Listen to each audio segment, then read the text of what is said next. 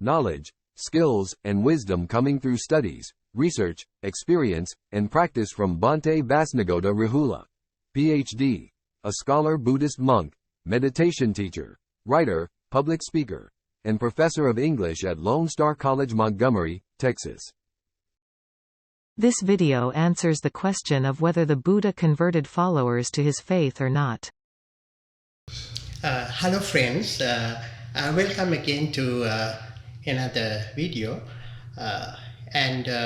Yes, the question, did the Buddha convert people into his faith, is a frequently asked questions when I give a speech or presentation, so that I thought this is a interesting topic that I should discuss with you.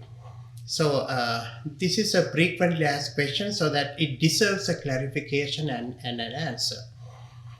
You may be aware that the Buddha launched a kind of a mission in the 6th century BC, a mission in which he won hundreds of thousands of followers, both men and women belonging to all social groups. So he won members. And is that conversion? To answer this question, we need to clarify the religious meanings of the verb convert and the noun faith. Obviously, faith is associated with speculations. You have a speculative belief, let us say, about the world, the universe, and the human being, and you feel respect towards that belief, and that is your faith. Believing that your speculations are correct, without evidence of course, you try to convince others about the soundness of your belief. If your listener accepts your belief, again without evidence, you have converted that person. Then the Buddha never converted anybody into his faith, because the two words faith and convert are both irrelevant and unfitting to evaluate the Buddha's effort to enlarge his congregation. The Buddha repeatedly asked his listeners to rely on understanding, not on belief. He asserted, if you understand, you accept it. If you understand, you accept it. So it doesn't mean that if you believe, you accept it.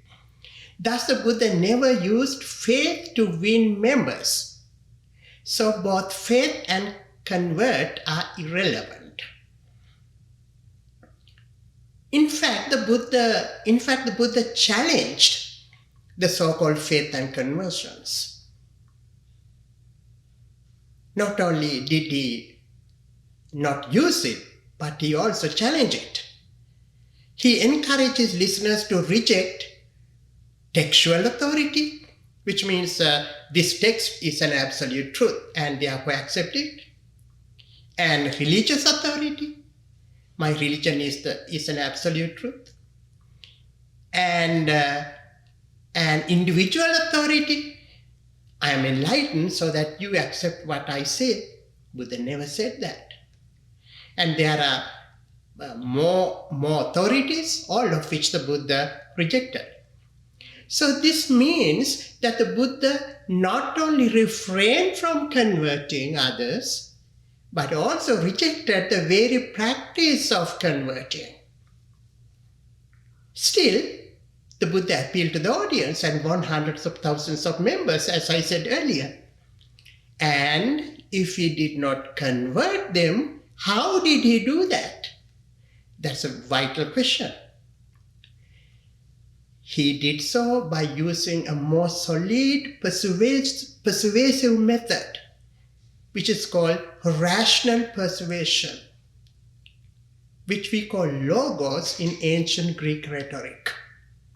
In fact, the Buddha is one of the earliest teachers, before Greek sophist thinkers, to have used rational persuasion. He appealed to the reasoning skills of his listeners and stated, "You accept or reject my teaching based on your reasoning skills and understanding, not on your beliefs." Therefore, it's clear that Buddha did not convert anybody. Buddha did not convert anybody.